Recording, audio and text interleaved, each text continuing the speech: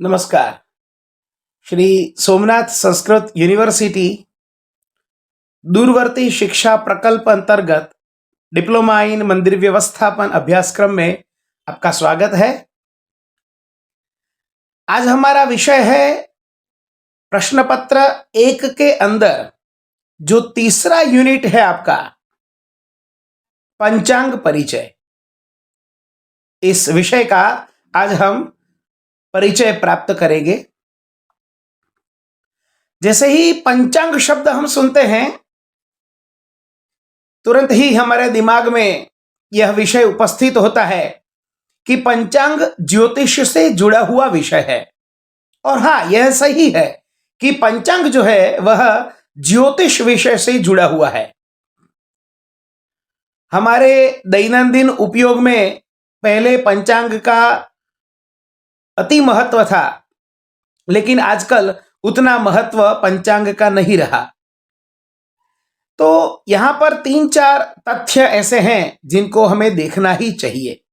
तो सबसे पहले यह प्रश्न होगा कि मंदिर व्यवस्थापन अभ्यासक्रम में पंचांग का क्या महत्व है और क्यों स्थान दिया गया है इस विषय को। तो देखिए, हर एक मंदिर के अंदर जो भी पूजा होगी उस पूजा के लिए संकल्प उच्चारण आवश्यक होगा। अब संकल्प क्या है यह समझ लेते हैं। तो जब भी हम पूजा करते हैं, पूजा करने से पहले पूजा करने वाला व्यक्ति, जिसे हम यजमान कहते हैं, चाहे वह अर्चक भी क्यों न हो, वो हाथ में जल लेकर कुछ उच्चारण करेगा। जो उच्चारण करता है उसे संकल्प कहते हैं। वह उच्चारण करेगा कि मैं यहां पर इस जगह पर, ये पूरा का पूरा लोकेशन बतलाएगा और कौन सा समय चल रहा है, कौन सा वर्ष है, कौन सा महीना है, कौन सा पक्ष है, कौन सी तिथि है, वार है, नक्षत्र है, ये सबका डिक्लेरेशन होता है, उच्चारण होता है। और उसके बाद मैं क्यों और ये कौन सी पूजा कर रहा हूं इसका उल्लेख होता है। तो नित्य पूजा के समय पर भी संकल्प होता है और उसके लिए संकल्प के अंदर स्पष्टता करने के लिए पंचांग का ज्ञान होना आवश्यक है। दूसरा, मंदिर में प्रायः जो भी उत्सव होते हैं, व्रत इत्यादि वहां होते हैं, वे सब पंचांग पर निर्भर होते हैं। अगर आपको पंचांग का ज्ञान नहीं है, पंचांग का परिचय नहीं है, पंचांग कैसे देखा जाता है आपको मालूम नहीं है, तो आप तिथि आदि का निर्णय नहीं ले पाएंगे। और कौन सा व्रत कब करना है यह भी आप उसका निर्णय नहीं ले पाएंगे। तो यह भी आवश्यक है कि एक अर्चक को अथवा मंदिर व्यवस्थापक को पंचांग का ज्ञान हो। तो कोई भी व्रत है या कोई भी तिथि है, जैसे कि मैं उदाहरण के तौर पर आपको कहूं कि जन्माष्टमी है, 2 दिन जन्माष्टमी आ रही है।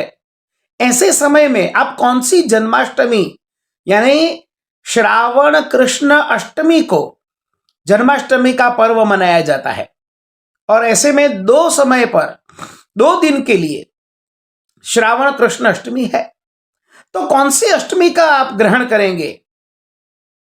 तो यहां पर पंचांग की अगर आपके पास व्यवस्था है, आप पंचांग देख सकते हैं, आपको पंचांग का ज्ञान है, तो आप निर्णय कर पाएंगे। इसलिए पंचांग कैसे पढ़ा जाता है वह आपको आना चाहिए। तो इसके लिए आपके पास 2 प्रकार की मुख्य व्यवस्थाएं हैं। यहां पर आजकल एक छोटा सा पॉकेट पंचांग मिलता है जो आप जेब में रख सकते हैं, और दूसरा बड़ा सा विस्तृत पंचांग होता है, थोड़ा कद में मोटा होता है, लंबा चौड़ा होता है, उसे विस्तृत टिप्पणी वाला पंचांग कहते हैं। तो ध्यान में रखिए, अब से यानी मंदिर व्यवस्थापन का अभ्यासक्रम कर रहे हैं, तो मंदिर से जुड़े हैं, तो आपको अब वो पॉकेट पंचांग का सहारा नहीं लेना है, आपके पास विस्तृत टिप्पणी वाला पंचांग ही होना चाहिए। क्यों?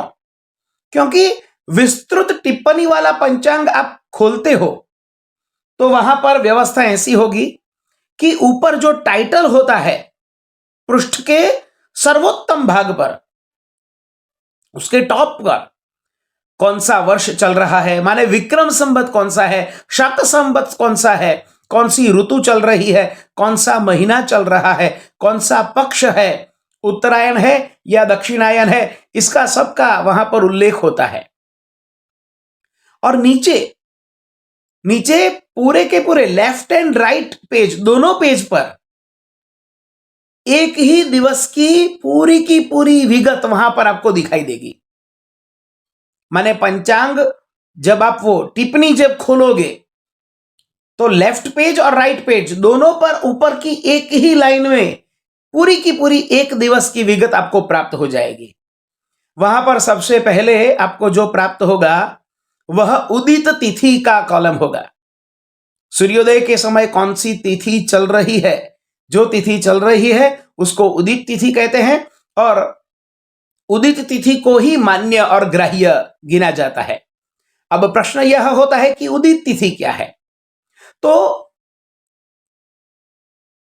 आजकल जो घड़ी की परंपरा चल रही है, 12 बजे घड़ी एएम पीएम चेंज हो जाएगी, हमारे वहां प्राचीन काल में ऐसा नहीं होता था। वहां पर अलग परंपरा थी। सूर्य चंद्र की गति से यह सब निष्कर्ष किया जाता था, इसका निर्णय होता था। घटी, पल और विपल, आज जैसे कलाक, मिनट और सेकंड है, उन दिनों घटी, पल और विपल इस प्रकार की व्यवस्था होती थी। और इन दोनों मुख्य ग्रहों की गतियों से और इनके आधार से तिथियों का भी निर्णय होता था। तो आज क्या होता है, आज रात 12 बजे दिवस चेंज हो जाएगा, लेकिन हमारे वहां ऐसा नहीं है। हमारे वहां कुछ तिथियां मध्याह्न तक भी चलेगी, तो इनका कैलकुलेशन होता है पूरा का पूरा। और ये जो पंचांग के गणित को जानने वाले विद्वान ये पूरा वर्ष कैलकुलेशन करके निर्णय करेंगे और उनके दिमाग में सूर्य चंद्र की गति होगी और उन गतियों के आधार पर ये पूरा का पूरा उनका कैलकुलेशन होगा, गणित होगा। और कौन सी तिथि कितने बजे तक चलेगी और उसके बाद कौन सी तिथि हो जाएगी, वो कितने समय तक चलेगी, ये सब निर्णय और निष्कर्ष पंचांग में होता है। कभी ऐसा भी होता है कि सूर्योदय के समय एक तिथि चल रही है जो कि 10 बजे खत्म हो जाएगी और तुरंत ही दूसरी एक तिथि आ गई और उसके कुछ समय के बाद उस ही दिन शाम को 4 बजे वह दूसरी तिथि भी खत्म हो गई और तीसरी तिथि आ गई। तो उस दिन सूर्योदय के समय कोई एक तिथि है, 10 बजे कोई दूसरी तिथि है जो कि 4 बजे तक चली और शाम सूर्यास्त उस समय वही तिथि चल रही है। तो एक तिथि ऐसी रही जो बीच में 10 से 4 तक चली, उसे क्षय तिथि कहते हैं। ये गिनती, ये गणित वाले, पंचांग के गणित वाले विद्वान जो होते हैं, ये कैसे गिनती करते हैं ये इनको मालूम है और ये शास्त्रों के कथन के आधारित है, ग्रहों की गतियों के आधार पर यह सब निष्कर्ष है। कभी ऐसा भी होता है कि कोई तिथि 2 दिन कंटिन्यूअसली सूर्योदय को देखें, यानी आज भी प्रातः सूर्योदय के समय एकादशी है जो पूरा दिन चलेगी, कल भी सूर्योदय के समय एकादशी है, कुछ घंटे तक चलेगी, उसके बाद द्वादशी है। तो इसको कहते हैं एकादशी की वृद्धि तिथि हुई। तो कुछ क्षय तिथियां हैं, कुछ वृद्धि तिथियां हैं। तो ये कैसे मालूम पड़ेगा? अगर आप पंचांग देख सकते हैं तो आपको मालूम पड़ेगा। तो होगा क्या कि पंचांग का जो टिप्पणा आपके पास है उसे टिप्पणा बोलते हैं, जिसमें टिप्पणी से विस्तार से सब लिखा गया है। तो लेफ्ट पेज में सबसे पहले उदित तिथि होगी, उसके बाद कितने घंटे तक वो चलेगी और कितने मिनट तक समय निर्देश होता है, उसके बाद अंग्रेजी तारीख की कॉलम होती है, वार की कॉलम होती है। फिर नक्षत्र, 27 नक्षत्र है। आपको जो मटेरियल दिया गया है उसमें उन 27 नक्षत्रों का भी उल्लेख है। तो कौन सा नक्षत्र चल रहा है और कितने बजे तक वह चलेगा, वो कलाक मिनट के आधार पर है। घटी पल के आधार पर भी कुछ पंचांग वाले देते हैं। दोनों प्रकार के सिस्टम, ओल्डेस्ट सिस्टम माने ट्रेडिशनल इंडियन सिस्टम घटी पल से आधारित, और आजकल जो कलाक मिनट की चल रही है सिस्टम उसके आधारित। तो दोनों परंपराओं से वे लोग देते हैं। फिर योग, जैसे नक्षत्र है ऐसे ही योग है, करण है, तो ये सब मेंशन किया होता है उसी कॉलम के अंदर। आगे चलते चलते देखो, फिर कौन सा चंद्र है, कौन सी राशि में चल रहा है वो भी बतलाते हैं, कितने बजे तक वह रहेगा, सूर्योदय कितने बजे तक का है, सूर्यास्त कितने बजे तक का है। और उसके आगे अगर आप देखोगे तो आपके पास राइट वाला पेज आ जाएगा, और वहीं पर आगे चलते चलते राइट वाले पेज के अंदर भी पहली जो कॉलम होगी वहां पर पहले लिखा होगा लाइन के अंदर कि तिथि है, वार है, फिर इंग्लिश डेट कौन सी है वो लिखा होगा, और उसके आगे कुछ विवरण होता है। वहां पर उल्लेख होता है कि यह वृद्धि तिथि है, यह क्षय तिथि है, अथवा 2 जन्माष्टमी है तो इस जन्माष्टमी का प्रयोग करें, आज जन्माष्टमी का व्रत होगा, आज पारणा होगा। तो ये पूरी की पूरी एक लाइन में लिखा हुआ होता है, और सभी 15 कॉलम होती है, 15 लाइन होती है ऐसी। 15 लाइन इसलिए लेफ्ट राइट पेज के पास कि महीने के 15 दिन होते हैं। अब आपको लगेगा कि महीने के 15 दिन क्यों, तो ऐसा है, शुक्ल पक्ष और कृष्ण पक्ष, इन दोनों पक्ष में महीना बटा हुआ है। तो महीना तो 30 दिन का ही होता है, लेकिन कार्तिक की बात करता हूं अगर, तो कार्तिक शुक्ल पक्ष की प्रतिपदा माने पहली तिथि से 15 तिथि, वो 15वीं तिथि होगी पूर्णिमा। तो ये 15 दिन हुए, फिर आ गया कार्तिक कृष्ण पक्ष, और कार्तिक कृष्ण पक्ष की प्रतिपदा यानी पहली तिथि से लेकर 15वीं तिथि, वह 15वीं तिथि होगी अमावस्या। तो 15-15 दिनों का इसको पक्ष कहते हैं, शुक्ल पक्ष कृष्ण पक्ष मिलाकर एक महीना होता है, और तिथियों का इस प्रकार निर्णय होता है। तो तिथि, वार, 27 नक्षत्र है, नक्षत्र, योग और करण, इन सब के मिलने से पंचांग स्पष्ट होता है।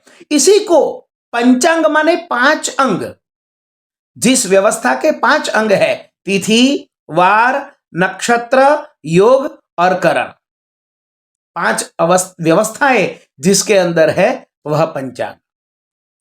तो आपको यह करना होगा कि कोई आपके वहां आपके प्रदेश में जो भी अच्छा पंचांग चल रहा है, विस्तृत जानकारी वाला पंचांग चल रहा है, वह पंचांग खरीद लीजिए।